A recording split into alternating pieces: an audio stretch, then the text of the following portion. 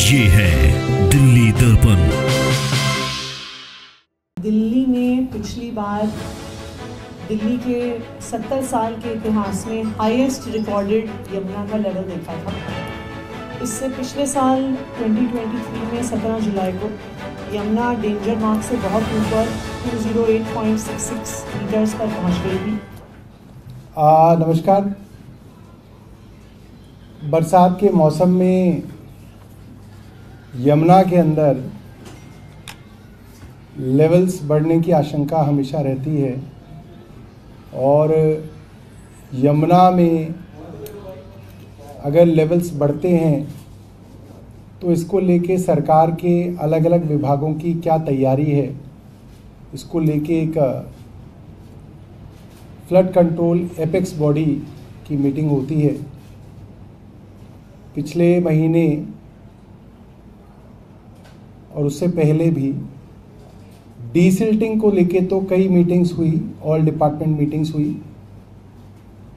आज apex body की meeting रही जिसके अंदर स्पेसिफिकली यमुना के अंदर अगर जल भराव होता है, जल का लेवल बढ़ता है तो उसके लिए रेवेन्यू डिपार्टमेंट की क्या तैयारी है, फ्लड कंट्रोल डिपार्टमेंट की क्या तैयारी है, रेस्क्यू करना पड़ेगा तो क्या तैयारी है, उस सब का जो है जायज़ा लिया गया और उसके अंदर सभी डिपार्टमेंट्स मौजूद थे। Revenue department, flood department, PWD, MCD, cantonment board, NDMC, Delhi traffic police, NDRF और सभी विभागों ने अपने अपने इनपुट्स दिए। फ्लड कंट्रोल ऑर्डर पहले ही निकल चुका था, आज उसकी मीटिंग जो है की गई थी। आतिशी जी आपके बीच में बोल देंगे, बताएंगे। जैसा कि आप सब जानते हैं कि दिल्ली ने पिछली बार दिल्ली के 70 साल के इतिहास में हाईएस्ट रिकॉर्डेड यमुना का लेवल देखा था। इससे पिछले साल 20 में हाईएस्ट रिकॉर्डेड यमुना का लेवल देखा था।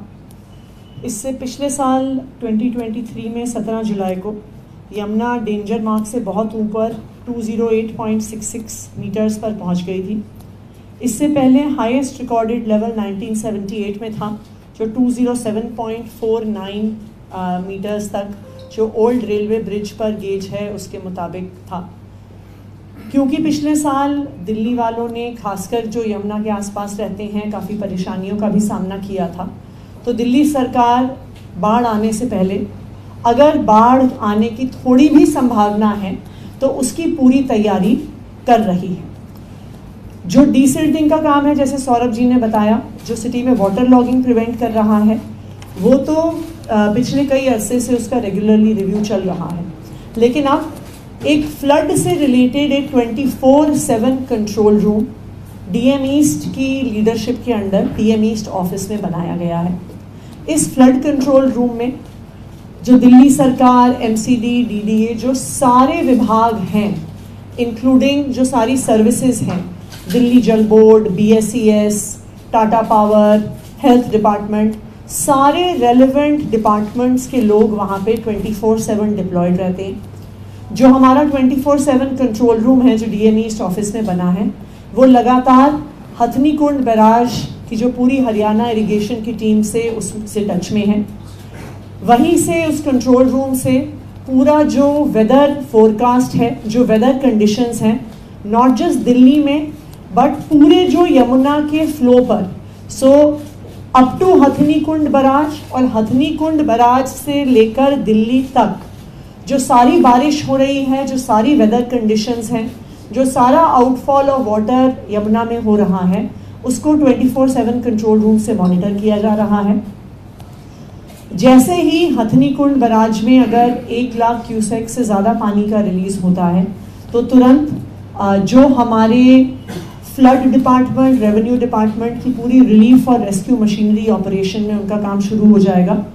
जो रिलीफ और रेस्क्यू ऑपरेशंस हैं जिसमें फ्लड प्लेन्स में मुनादी होती है, फ्लड प्लेन से इवैक्यूएशन होता है, जगह जगह पर जिन लोगों को इवैक्यूएट किया जाता है उनके लिए रिलीफ कैंप्स लगाए जाते हैं।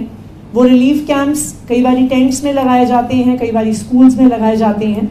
इस सब का रिव्यू आज की मीटिंग में किया गया। आज की मीटिंग में NDRF से भी लोग आए थे because relief and rescue operations में रेवेन्यू डिपार्टमेंट के साथ मिलकर एनडीआरएफ भी एक महत्वपूर्ण भूमिका निभाता है। जो कंसर्न डिपार्टमेंट्स हैं उन्होंने पूरा अपना एक रिव्यू ऑफ इक्विपमेंट जो सारी फ्लड कंट्रोल में इन्वॉल्व है उसका सारा, उनकी इन्वेंट्री क्या है, उनकी ये मटेरियल कहाँ कहाँ पर प्लेस्ड है, जो फ्लड फाइटिंग मटेरियल है जिसमें boats, life jackets, life boys, boat carriage trolleys, motor boats, जो सारी relief rescue flood fighting equipment है, इसका क्या स्टेटस है और ये कहाँ कहाँ पे डिप्लॉयड है, उसका भी पूरा ब्यौरा एपेक्स कमेटी के सामने रखा। दिल्ली सरकार की और जो सारी कंसर्न्ड एजेंसीज हैं, चाहे वो डीडीए हो, चाहे वो एमसीडी हो, सबकी फ्लड रिलीफ के लिए, फ्लड इवैक्यूएशन के लिए और फ्लड कंट्रोल के लिए पूरी तैयारियों का जायज़ा लिया गया। हम उम्मीद करते हैं कि दिल्ली में फिर से बाढ़ की परिस्थिति ना आए, लेकिन अगर दिल्ली में यमुना का वाटर लेवल राइज करता है तो दिल्ली सरकार उससे डील करने के लिए पूरी तरह से तैयार है। इसमें क्या मौसम विभाग के लोगों ने कुछ अनुमान बताया कि किस तरह की बारिश और हो सकती है, बारिश होगी तो जाहिर सी बात है, या फिर पिछले इलाकों में कैसी बारिश होगी क्योंकि पानी नीचे से ही आता है? देखिए, आईएमडी का वेदर फोरकास्ट तो हम रेगुलरली मॉनिटर कर रहे हैं। हिमाचल प्रदेश से पिछले 2 दिन में लगातार बारिश हुई है, तो हिमाचल प्रदेश में जब बारिश होती है तो उसके बाद हथनी कुंड पर पानी बढ़ता है और हथनी कुंड के आगे दिल्ली में भी पानी का डिस्चार्ज बढ़ता है, लेकिन अभी बहुत लिमिटेड डिस्चार्ज है हथनी कुंड बराज पे। हथनी कुंड बराज पे अभी 352 क्यूसेक्स का डिस्चार्ज है। जब वो 1 लाख क्यूसेक के ऊपर जाता है तभी बाढ़ की आशंका और वाटर लेवल बढ़ने की आशंका सामने आती है। सिर्फ 2 पॉइंट में ये समझना चाहेंगे कि पिछली बार बाढ़ है, जाहिर है वो ऐतिहासिक रिकॉर्ड पानी देखने को नहीं मिला। 2 कोई ऐसी बातें हैं, 5 कोई ऐसी बातें जो आप नया कर रहे हैं जिससे बाढ़ ना आए या बाढ़ को कंट्रोल किया जा सके? जो आप लोगों ने कट्स बनाए हैं कई इधर ही। हेलो, देखिए, पहली बात तो ये हम सब लोगों को समझ लेनी चाहिए कि दिल्ली के अंदर पानी का लेवल इसलिए बढ़ा था क्योंकि हथनी कुंड से पानी छोड़ा गया था, कोई वो दिल्ली में जनरेट नहीं हुआ था वो पानी। और उस वक्त भी जो हमने बात कही थी वही बात सरकारी रिपोर्ट में भी आज आ गई कि आईटीओ बैराज के गेट्स ना खुलने की वजह से वो पानी की स्वेलिंग हुई थी दिल्ली में। ये बात तब भी थी बट बाद में मान ली गई। तो इस बार हरियाणा सरकार के पीछे पड़ के हम लोगों ने सारे के सारे गेट्स खुलवा दिए और जो नहीं खुले वो कटवा दिए। दूसरा, जहां जहां पे भी यमुना में बीच बीच में टापू बन गए थे, क्योंकि यमुना के अंदर फ्लो बहुत कम रहा है कई सालों से, तो यमुना के अंदर बीच बीच में टापू बन गए हैं। तो उन सब टापुओं के अंदर हमने पायलट कट्स लगवाए हैं। एक साइंटिफिक तरीका है जिससे अगर पानी का बहाव बढ़ेगा तो वो सारा का सारा जो वो सिल्ट है और वो सारा का सारा जो टापू है, आइलैंड है, वो सब जो है पानी बहा के ले जाएगा, तो यमुना बिल्कुल क्लियर हो जाएगी। तीसरा, हमने जितने भी सेंट्रल गवर्नमेंट की एजेंसीज हैं जो अलग अलग जगह यमुना पे कुछ ना कुछ काम कर रही हैं जिसकी वजह से ऑब्स्ट्रक्शंस हैं, उनको भी बोला है। डीएमआरसी है और भी कई एजेंसीज हैं, उनको भी बोला है कि वो अपनी ऑब्स्ट्रक्शंस, रेलवेज है, उनको कम करने के लिए बोला है। उससे भी जो है इस बार काफ़ी फायदा मिलेगा। चौथा, इरिगेशन फ्लड कंट्रोल का इस बार जो डीएम ईस्ट के ऑफिस में हमारा कंट्रोल रूम होता है वो इस बार पूरी तरीके से कंप्यूटराइज्ड है, रियल टाइम है, जिसमें सारा का सारा डेटा जो अब हमारे को मैनुअली पूछना नहीं पड़ेगा, हमारे पास रियल टाइम डेटा आएगा कि हथनी कुंड से कितना डिस्चार्ज हो रहा है और उसकी वजह से क्या क्या संभावनाएं दिल्ली के अंदर है। तो ये सारी की सारी चीज़ें हुई हैं। से जुड़ा सवाल है, दिल्ली जल बोर्ड के जो मनी लॉन्ड्रिंग मामले में ईडी ने कई छापेमारी करी है दिल्ली पूरे देश के अंदर, इस पर आप क्या कहेंगे? दिल्ली जल बोर्ड में मनी लॉन्ड्रिंग मामला, नहीं, ये क्या बना दिया? एसटीपी टेंडरिंग मामले में एसीपी ने एक शिकायत दर्ज की थी, उसी पे इन्फोर्समेंट डायरेक्टरेट ने कल सर्च किया, 3 तारीख को सर्च किया है कई जगहों पे, और उनका ये कहना है कि टेंडर प्रोसेस में तकरीबन 3-4 कंपनियों को फायदा पहुंचाने के लिए ये सब किया गया।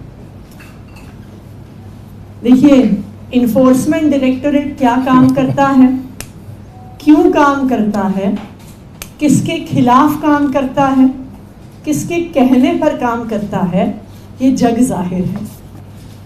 इस पर क्या काम करता है और इस पर बहुत ज़्यादा टिप्पणी करने की कोई ज़रूरत नहीं है, बिकॉज इस देश में भारतीय जनता पार्टी की वॉशिंग मशीन तो सबने देखी है कि जो अजीत पवार जी और उनके पूरे परिवार पे केस होते हैं, वो जब भारतीय जनता पार्टी में जाते हैं तो चाहे वो शुगर कोऑपरेटिव का केस हो, चाहे वो इरिगेशन स्कैम का केस हो, वो उसमें ईडी क्लोजर रिपोर्ट फाइल कर देती है।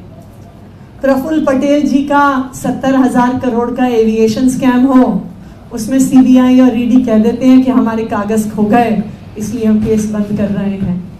जब हेमंत बिस्व शर्मा जी भारतीय जनता पार्टी के सीएम बन जाते हैं तो वहाँ के हाइड्रो पावर स्कैम्स को ईडी बंद कर देती है। तो आम आदमी पार्टी भारतीय जनता पार्टी का, प्रधानमंत्री नरेंद्र मोदी जी का विरोध करती आई है और उनकी तानाशाही का विरोध करती रहेगी। तो दिल्ली जल बोर्ड क्या, अभी तो हेल्थ डिपार्टमेंट में, एजुकेशन डिपार्टमेंट में, फ्लड डिपार्टमेंट में, अगर कोई सांस लेने का भी डिपार्टमेंट हो ना कि आम आदमी पार्टी वाले सांस कैसे ले रहे हैं, उस पर भी ईडी केस कर सकती है। लेटेस्ट खबरों के लिए सब्सक्राइब करें हमारा YouTube चैनल या फिर लॉग ऑन करें www.delhidarpantv.com। खबरों की कवरेज और विज्ञापनों के लिए संपर्क करें इस नंबर पर।